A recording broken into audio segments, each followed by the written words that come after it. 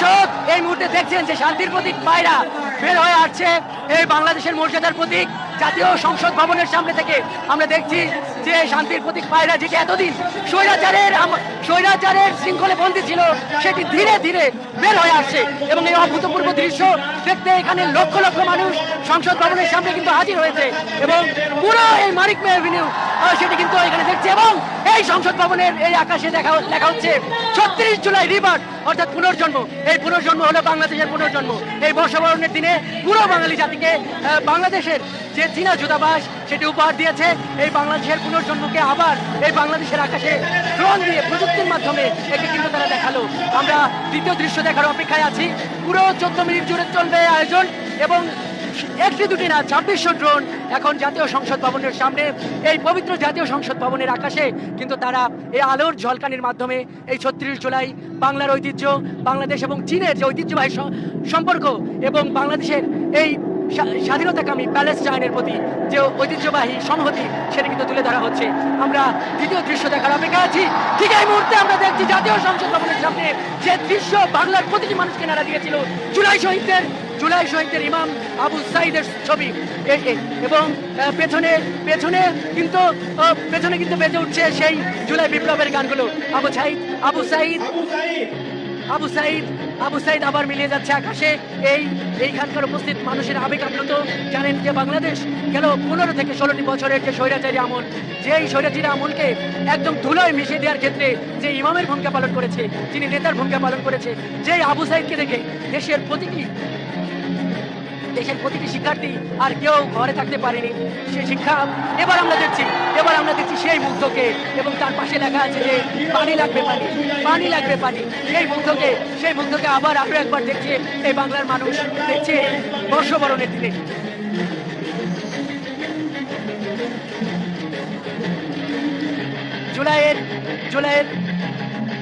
জুলাইয়ের যে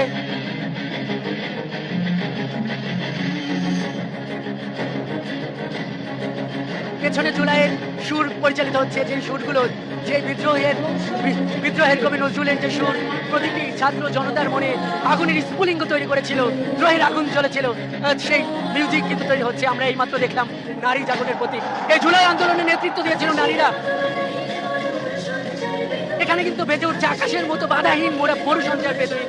এই এক অভূতপূর্ব দৃশ্যের সাক্ষী হচ্ছে এই জাতীয় সংসদ ভবন এবং এর সাক্ষী হচ্ছে লক্ষ মানুষ।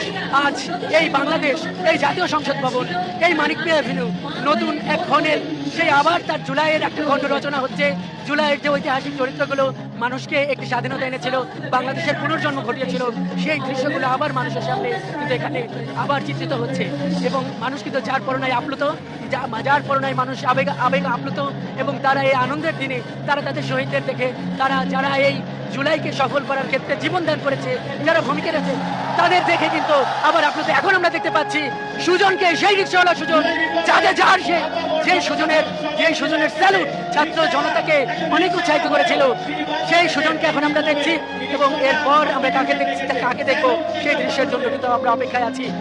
চীন বাংলাদেশের ঐতিহ্যবাহী বন্ধু, সেই চীন দূতাবাস, সেই চায়না দূতাবাস এই বাংলাদেশের জনগণের জন্য এই পয়লা বৈশাখের উপহার স্বরূপ এটি করেছে। জানিয়ে রাখি চীনার অনেক একটা কলাকুশলী দল এখানে আছেন, এবং এই যে ড্রোনের যে আলোর খেলা, সেটিতে এখানে প্রায় ২৬০০ ড্রোন আছে।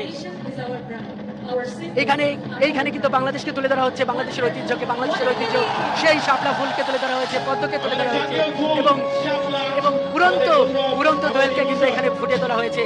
যেই মানুষের মর্যাদার প্রতি ১৯৭১-এর যে মহান মুক্তিযুদ্ধে, যে স্বাধিকারের জন্য যেই মানুষ এই বাংলাদেশকে মুক্ত করেছিল পাকিস্তানি হানাদারদের হাত থেকে, এবং একটি স্বাধীন দেশে তার ঠিক ৫০ বছর পর যখন একটি স্বৈরাচার এই স্বাধীন দেশের স্বাধীন মানুষের ওপর এই রাষ্ট্রীয় বুলেট ব্যবহার করে আবার একটি স্বৈরাচারী শাসন এখানে কায়েম করেছিল, সেই স্বৈরাচারী কায়েমের জন্য আবার কিন্তু ২৪-এর গণঅভ্যুত্থান, ৭১-এর উত্তরাধিকাররা কিন্তু এখানে ঘটিয়েছে।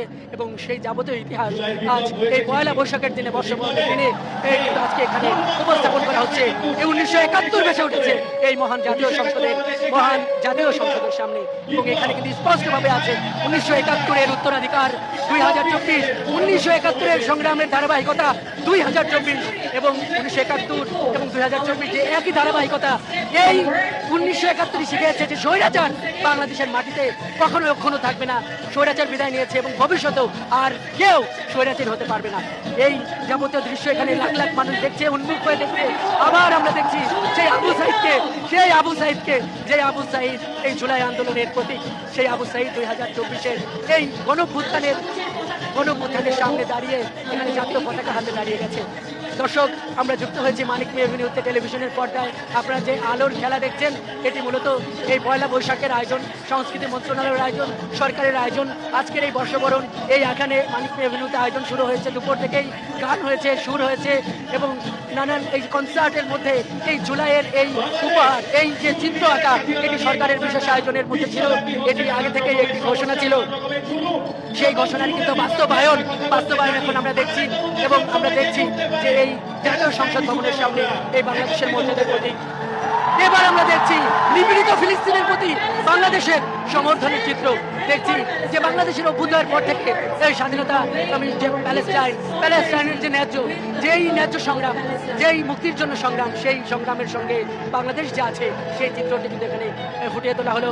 আল আকসার যে সংগ্রাম, এই জুলাইয়ে রক্তের রং নামিয়ে যেই ঢাকায়, সেই চিত্রটি কিন্তু আবার দেখানো হলো। এবং আল আকসার সংগ্রামকে যে ঢাকা হৃদয় দিয়ে ধারণ করে সেই চিত্রটি কিন্তু এখানে ফুটিয়ে তোলা হলো।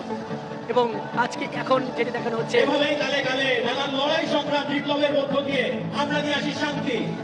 এবং আমরা দেখছি সেই জুলাইয়ের ইমাম শান্তির দূত আবু সাইদকে আবার আমরা দেখছি। এবং এর মাধ্যমে কিন্তু সম্ভবত এই ড্রোন শুটিং শেষ হতে চলেছে। বাংলাদেশের মানুষ আবার আপ্লুত, কারণ এই বাংলাদেশের মানুষই জীবন দিয়ে স্বৈরাচার ঘটিয়েছে। যারা এই পবিত্র সংসদকে 1.5 দশক ধরে কুক্ষিগত করে রেখেছিল, নামমাত্র নির্বাচনের মাধ্যমে কুক্ষিগত করে রেখেছিল, নাগরিক অধিকারকে ভুলুণ্ঠিত করে এই দেশের মানুষকে অধিকারকে ভুলুণ্ঠিত করেছিল। এভাবে এই জুলাই যে ঘটেছে, সেই জুলাইয়ের সেই স্মৃতি আজকে পয়লা বৈশাখের এই আনন্দের দিনে এই মহান জাতীয় সংসদের সামনে এই যে আঁকা হলো, এতে মানুষ আজ উচ্ছ্বসিত। মানুষ আবার দেখলো, মানুষ আবার সেই জুলাই ফেরত গেল, সেই রক্তমাখা জুলাই, সংগ্রাম মাখা জুলাই, 2000-এর মতো শহীদদের কাছে চলে গেল, আবার সেই সংগ্রামের দিনগুলোকে চলে গেল। এবং এটি যে বাংলাদেশে অবস্থিত চীনা দূতাবাস উপহার দিয়েছে, সেই লেখাটি কিন্তু এখানে লেখা আছে long live China, Bangladesh friendship. এবং এই বাংলাদেশের পাশে যে এই অকৃত্রিম বন্ধু চীন আছে, এই দৃশ্যটা কিন্তু আবারও এখানে ফুটিয়ে তোলা হলো। এবং এই আনন্দের মধ্যে এই জুলাইয়ের যে আবেগ, সেটি আবার মানুষের মনে জাগ্রত হলো। এবং এর মাধ্যমে কিন্তু ড্রোন শুটিং হয়তো শেষ হতে শুরু করেছে। আমরা এটি দেখলাম যে এখানে লাখ লাখ মানুষ এই মানিক মে এভিনিউতে দাঁড়িয়ে গেছে এই ড্রোন শুটিং দেখার জন্য। এবং তারা নির্লিপ্ত চোখে তারা এই অপলক দৃষ্টিতে তারা কিন্তু এই পবিত্র সংসদ ভবনের সামনে নতুন বাংলাদেশের পুনর্জন্মের, জুলাইয়ের সংগ্রামের, 1971-এর গণমানুষের সংগ্রামের, 1971-এর পর 2024-এর এই জাতীয় জনতার সংগ্রামকে আবার কিন্তু চালিয়ে নিল। এবং এর মাধ্যমে এই ড্রোন শুটিং শেষ হতে শুরু করেছে। এবং এর যেটি এখানে দেখা যাচ্ছে যে শুভ নববর্ষ লেখা উঠেছে। এবং এভাবেই এখান থেকে এই শিক্ষাটাই এখানকার মানুষেরা নিচ্ছে যে জুলাইকে তারা ভুলবে না। যেভাবে 71-কে এদেশের মানুষ হৃদয় দিয়ে ধারণ করে এবং 71-এর শহীদদের যেভাবে এদেশের মানুষ কোনো সময়ের জন্য, কোনো উপলক্ষে, কোনো আয়োজনে যেভাবে মানুষ ভুলে যায় না, সেভাবে এই বাংলাদেশের পুনর্জন্ম, 1971-এর পুনর্জন্ম 2024, সেইখানে আবার এভাবেই এই 71-এর শহীদদেরকে, এই 24-এর শহীদদেরকে স্মরণ রাখবে।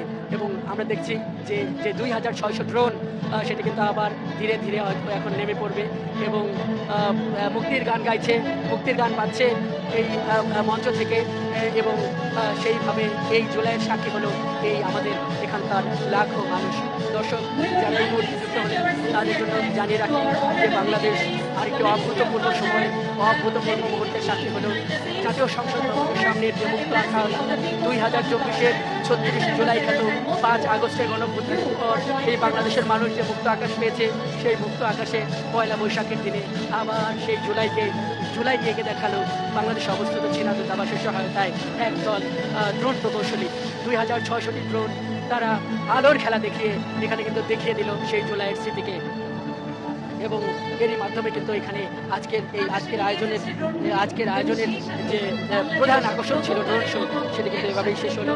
এবং আমরা দেখলাম যে এটি দেখার পর মানুষ বেশ আবেগ আপ্লুত।